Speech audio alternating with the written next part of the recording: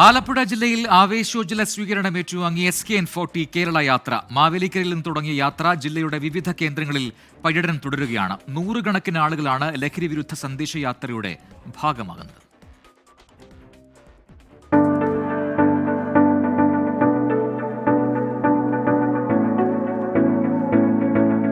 മാവേലിക്കര ശ്രീകൃഷ്ണസ്വാമി ക്ഷേത്രത്തിന് മുന്നിൽ നിന്നാണ് ആലപ്പുഴ ജില്ലയിലെ പര്യടനം ആരംഭിച്ചത്.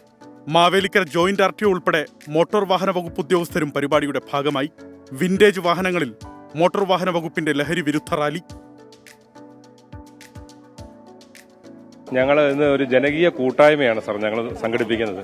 അതായത് കായംകുളം ലഹരി മുക്ത കായംകുളം എന്നാണ് നമ്മുടെ ലക്ഷ്യം. അപ്പം നമ്മൾ ഇവിടുന്ന് തുടങ്ങുകയാണ്. കാരണം ഇപ്പം നമുക്ക് നല്ല സമയമാണ്.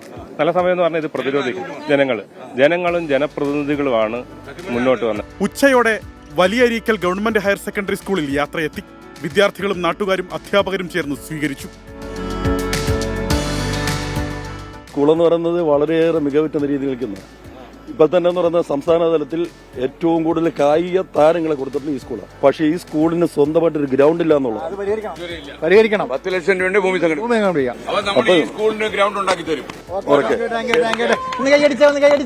മണ്ണാറശാല നാഗരാജ ക്ഷേത്രത്തിന് മുന്നിലും യാത്രയെ സ്വീകരിക്കാൻ നൂറുകണക്കിന് ആളുകൾ. ഞായറാഴ്ച തിരക്കുകൾ മാറ്റിവെച്ച് ജനങ്ങൾ കേരള യാത്രയെ നെഞ്ചോട് ചേർത്തു. 24 ആലപ്പുഴ.